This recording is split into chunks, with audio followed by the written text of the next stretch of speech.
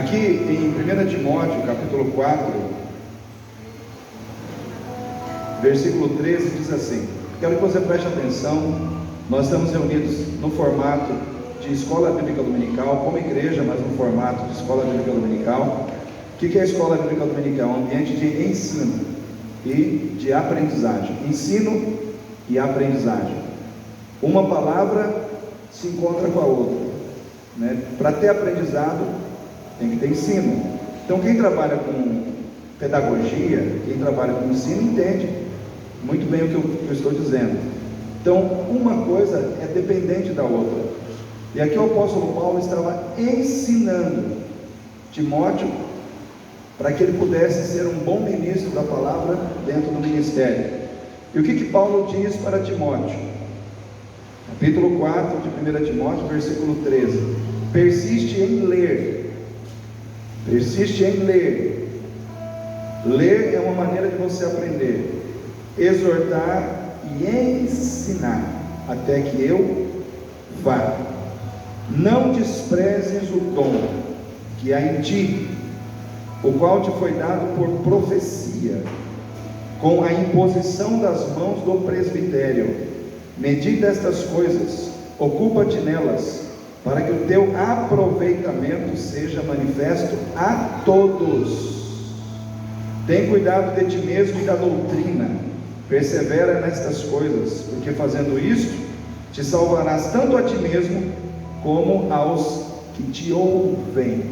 Em outras palavras, está dizendo o seguinte: você não apenas vai se encher, você também vai encher outras pessoas.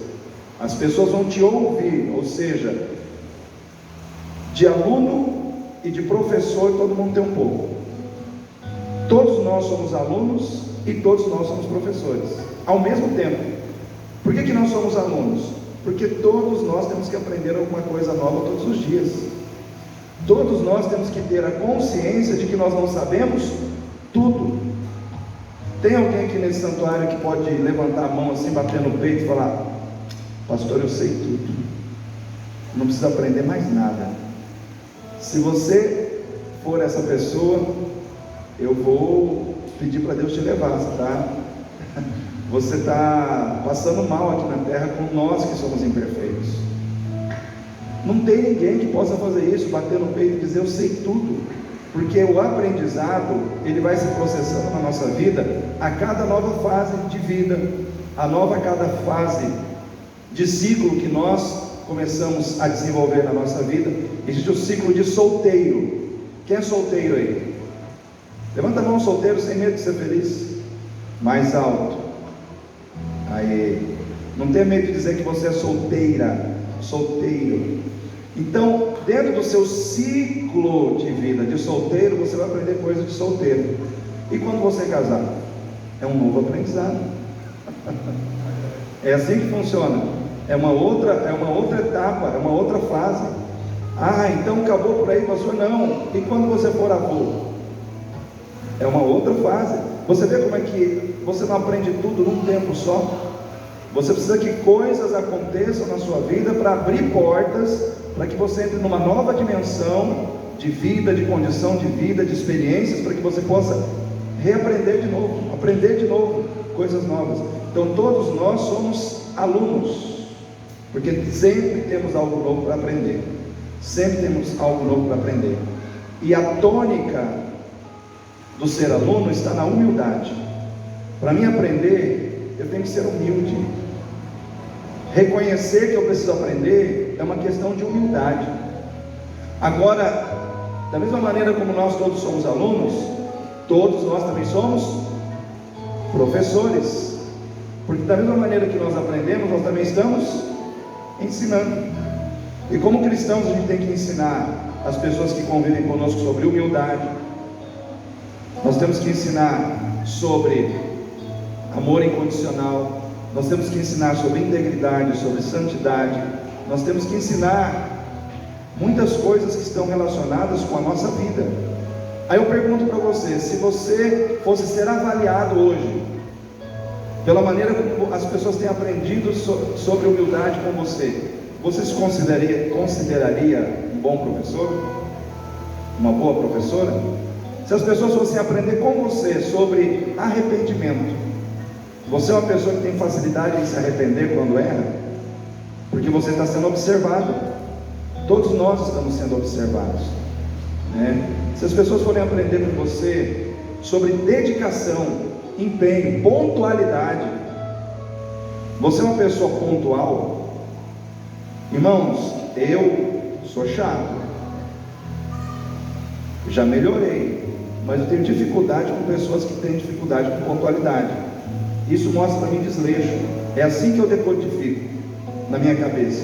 Eu posso não falar para a pessoa por respeito, por consideração, mas lá dentro de mim, isso para mim é desleixo, isso para mim é acomodação, isso para mim é relaxismo.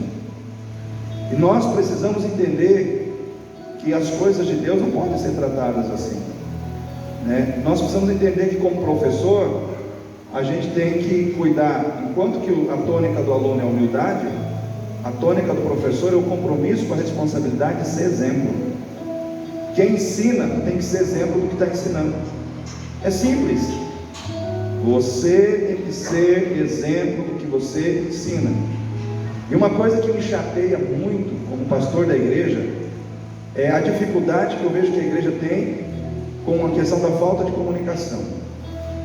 Às vezes você manda mensagens ou para um grupo ou para um determinado grupo, você não sabe quem leu, quem viu, quem deixou de ver. Aí lá na frente você vai descobrir que não, nem vi. Para mim isso é desleixo, para mim isso é falta de consideração, para mim isso daí enfim, eu poderia dar vários nomes aqui. Então eu vejo que não existe um engajamento muito legal em muitas coisas dentro da igreja. Aí de vez em quando eu, pastor Gaudilei, tenho que dar uma de bravo, tem que dar uma de vamos ajustar as coisas. Por quê? Porque o negócio afrouxou, o negócio afrouxou, ficou muito frouxo, e tudo que fica muito frouxo não anda direito. Você pega um violão, você tem que afinar ele. Tem ou não tem, Nicole? Você deixa ele aqui no dia seguinte você vai tocar, as cordas afrouxaram. E com corda frouxa não sai som bonito. Só sai som bonito quando a corda está esticadinha. Assim é na nossa vida, querido. Se nós somos uma corda frouxa, não vai sair um som legal da nossa vida. Se nós somos uma corda frouxa, não vai sair um som legal daquilo que a gente faz. Nós precisamos ter responsabilidade, né? Eu não sei se todo mundo que deu nome para o Ricardo, que disse que viria, veio um grupo. Eu sei que eu vim, não fiquei até o fim, né? Mas teve um grupo que ficou até o fim. Mas se eu dei um nome para assumir um compromisso, eu tenho que cumprir aquele compromisso. Sim ou não? Estou errado? Aí eu dou um nome e falo, vou cumprir um compromisso. Chega o dia, eu nem apareço. Eu estou dizendo que eu sou mentiroso. É isso que eu estou dizendo, com as minhas atitudes. Não pega bem, não pega bem. Então nós temos que alinhar as coisas. E uma das coisas que Deus me colocou como pastor aqui é para alinhar as coisas na vida da igreja. Agora é claro, eu tenho total consciência que se eu apertar você, eu tenho que ser exemplo para a sua vida. Então por isso, se eu cobro de você, eu cobro 2 vezes mais de mim. Eu cobro 2 vezes mais de mim. Se você tem que chegar aqui 9, eu tenho que estar aqui 15 para as 9, tenho que estar aqui antes. Porque quem cobra também será cobrado. E tem um texto que me chama muita atenção na Bíblia. Eu, volta e meia, eu estou voltando nesse texto. A quem mais é dado, completa para mim. A quem mais é dado, então Deus cobra. Não é o que estou dizendo. A quem mais é dado, mais será exigido. Então se Deus te deu mais, você também será cobrado mais, né? Não tem como eu exigir de quem está aqui no altar uma medida igual de quem só vem num banco e senta e ouve. Quem está aqui em cima está ministrando. Então é óbvio que aqui em cima será cobrado mais de quem está só recebendo. Mas existe uma cobrança subjetiva que é de Deus. Isso só Ele faz. Como eu respondo a Deus em relação aos dons, aos talentos que Ele me deu? A um Deus deu 5, a outro Deus deu 2, a outro Deus deu 1. Só que Ele vai cobrar igual de todos. No final, eu serei avaliado pela maneira como eu levei a sério o exercício dos talentos que eu recebi. Ah, mas talento na Bíblia, pastor, era uma moeda, era um recurso financeiro. Interprete como você quiser. Para mim, talento pode ser um recurso, como era na época. Para mim, talento pode ser uma capacidade. Tudo aquilo que Deus te dá para servir. Então, vamos pensar nisso. De aluno e de professor, todo mundo tem um pouco. E professor e aluno, todos nós somos.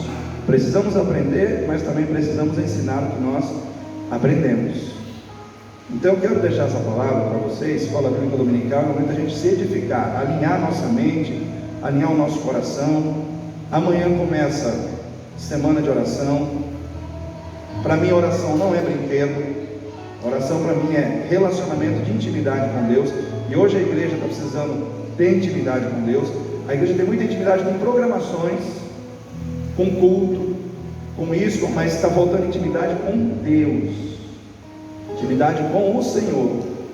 Então, não confunda relacionamento institucional com relacionamento pessoal.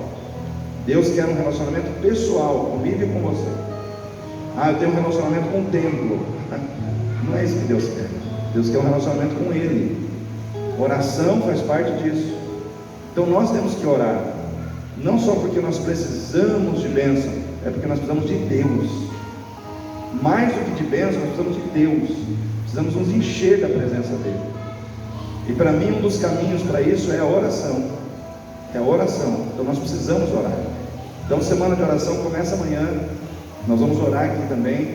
Hoje, classe com classe. Eu quero que os professores de cada classe segurem na mão dos seus alunos, orem com eles, abençoe a vida deles, né?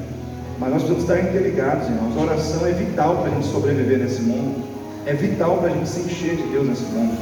Então seja exigente com você mesmo. Então, em relação à palavra, eu encerro aqui. Avisos, situações relacionadas à igreja que existe uma possibilidade de uma mudança muito radical em algumas coisas. Então, há 2 semanas mais ou menos, eu e o pastor Wellington estamos conversando sobre uma proposta que foi feita para esta igreja, e já foi exposto também ao pastor Lucas. Esse também é um dos motivos que ele não está aqui hoje, mas existe a possibilidade do pastor Lucas não estar mais aqui conosco diretamente na igreja, aqui nos trabalhos da igreja. Porque, irmãos, o que acontece? O pastor Wellington falou para mim que a Igreja Batista de Terenos, ela foi a terceira igreja batista a ser fundada no estado. Ela é um ponto de honra para o trabalho batista, essa igreja de Terenos. E o que aconteceu lá? O pastor que esteve lá teve um escândalo. Eu não vou entrar na questão do escândalo que teve. Eu sei que esse pastor morreu definhando numa cama. E os irmãos da igreja dizendo: olha, definhou na cama porque, por causa dos escândalos que fez, por causa da maneira que fez, gerou uma situação muito forte assim de mágoa de membros de igreja contra esse pastor que morreu. Aí veio um outro pastor que assumiu a igreja, e não sei por que cargas d'água, ele pegou a igreja, o patrimônio da igreja, o templo da igreja, tudo da igreja, e repassou para uma outra denominação, El Shaddai, não sei do que. Ele pegou um patrimônio que não era dele, que pertencia à Convenção Batista, pegou esse patrimônio e repassou para uma outra igreja, uma outra denominação evangélica. Aí o que aconteceu? O nome Batista foi tirado, está lá o nome da outra denominação. Aí eu conversei com o pastor Wellington, falei: pastor Wellington, a convenção, a associação das igrejas batistas, juridicamente falando, pode entrar com um recurso jurídico para exigir uma indenização ou para exigir o patrimônio de volta, porque o patrimônio é batista. Ele falou: sim, pastor Galdilei, nós poderíamos fazer isso, mas nós não vamos fazer, porque isso fecharia as portas para o trabalho batista em Terenos, porque nós, igreja, cidade pequena, todo mundo se conhece. Cidade pequena, você fala uma coisa aqui do outro lado todo mundo já está sabendo. Aí nós compraríamos uma briga, uma outra denominação, e isso prejudicaria muito o reino de Deus. Aí ele falou assim: nós preferimos começar do zero, já temos um terreno lá, já foi doado um terreno.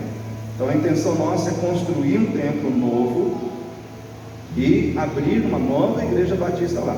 Esse povo que pegou os patrimônios da igreja de forma errada, antiética, eles vão se acertar com Deus. Eles vão se acertar com Deus. Deus é o dono da obra. Eu falei: pastor Wellington, sua palavra foi sábia, eu vou concordar com o senhor, né? Então retiro o que eu falei das questões jurídicas, vou no teu caminho, né?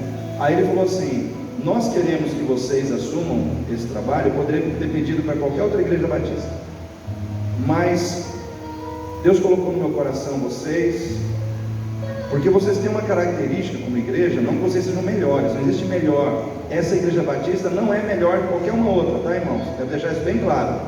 Mas existe uma característica na igreja batista de Itatiaia, que é esse fervor espiritual, essa busca pelo Espírito, essa questão da libertação, essa questão. Ele falou: Terenos precisa de uma igreja que tenha essa visão, porque lá é batalha espiritual pesada, né? Então é um cisma que aconteceu, as pessoas estão feridas, machucadas. Existe, porque o pastor Wellington, ele também é muito aberto a essa questão dos dons do Espírito. Ele também é um pastor avivado. Ele falou assim: então, eu conheço as igrejas batistas de Campo Grande, e no meu coração eu senti que esse trabalho casa muito bem com a igreja batista de Itatiaia, porque aí o pastor Lucas assume o trabalho como missionário, a Cibames vai pagar o salário dele, só que o senhor, juntamente com a igreja batista em Itatiaia, vai supervisionar o trabalho.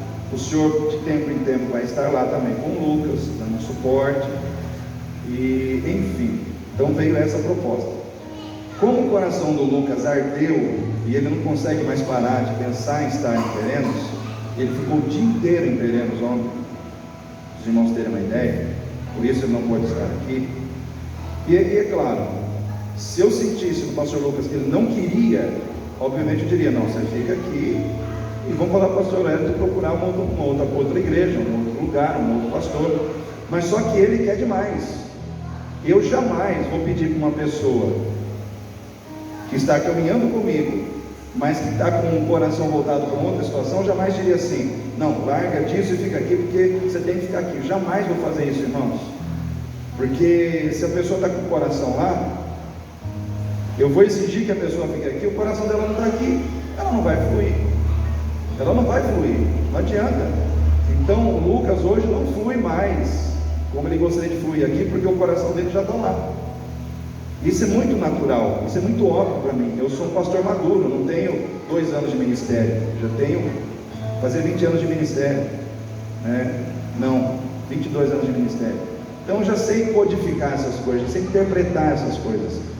Então, semana que vem nós vamos a Terenos, terça-feira, já está marcado. Eu vou a Terenos, vai eu, o Lucas, pastor Wellington, mais um pastor, esqueci o nome dele, mas vai mais 4 lá. Nós vamos passar o dia lá em Terenos. Aí eu vou conhecer as famílias, vou conhecer o trabalho. Então também é uma maneira dessa igreja crescer como uma igreja missionária, né? É também uma oportunidade para essa igreja também crescer no aspecto de ter uma missão, a primeira missão que essa igreja vai ter. Aí quem sabe um dia a gente pega a nossa turma aqui, desce lá em Terenos, faz um trabalho lá, volta para casa. É uma maneira dessa igreja também crescer dentro dessa visão missionária, né? Então, queridos, eu estou já falando isso para vocês, porque domingo de manhã vem um bom número de pessoas. Vai que alguém não vem à noite, pelo menos você já está avisado, né, das situações. Então, era isso que eu queria posicionar para você. E com relação a ministérios, por exemplo, Lucas participa do Ministério de Louvor. Amanhã começa a semana de oração. Geralmente na segunda-feira o Ministério de Louvor vem preso. O Ministério de Louvor vira amanhã em peso. Depois da oração, eu gostaria de sentar com o Ministério de Louvor para alinhar situações com o Ministério de Louvor, né? Porque possivelmente o pastor Lucas não vai estar mais participando do Ministério de Louvor. Então nós precisamos alinhar, ajustar as coisas e assim por diante. Nicole, que está à frente do Ministério com Jovens, nós já conversamos na sexta-feira, né? Então já estamos aí alinhando as coisas devagarinho, um a um, né? Para a gente poder dar um direcionamento às situações. Ministério de Missões e Evangelismo da igreja está com a Carol, está tranquilo, né? Então, aí é aquela história.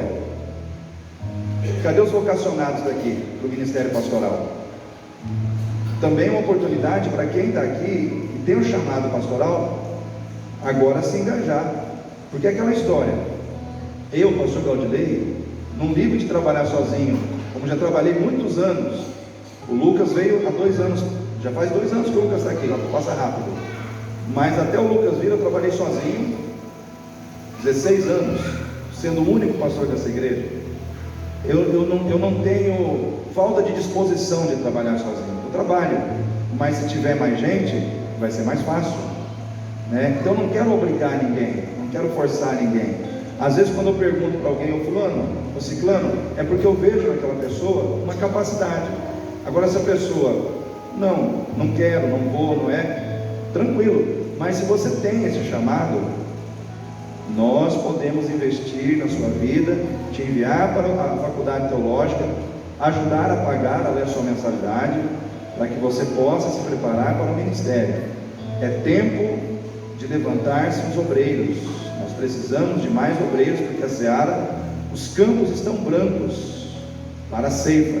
Rogai ao Senhor da seara que envie mais obreiros para a sua seara. Eu já tive o privilégio de ver aqui nessa igreja a ordenação de um pastor, né? Foi do Lucas. Ele veio para cá e não era pastor. Ele ficou aqui 1 ano sem ser pastor. Faz 1 ano que ele se tornou pastor e a ordenação dele foi aqui. Então, gostaria de ter a alegria de fazer isso com mais pessoas, né? Então, aqueles que sentem que tem esse chamado, que estão aí relutando, né? Se lance, coloque isso diante de Deus. Vamos trabalhar. É hora de trabalhar, é tempo de trabalhar, né? Tá certo, queridos? Vamos ficar em pé nesse momento?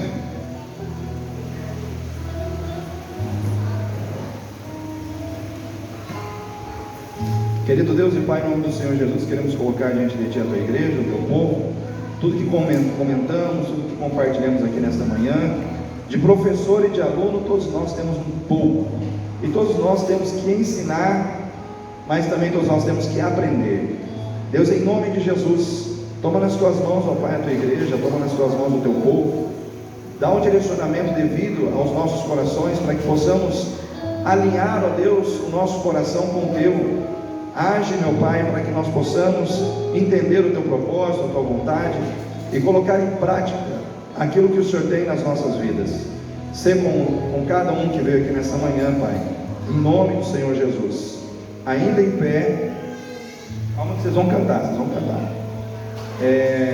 salas, se coloquem juntos aí, o pessoal das salas aí.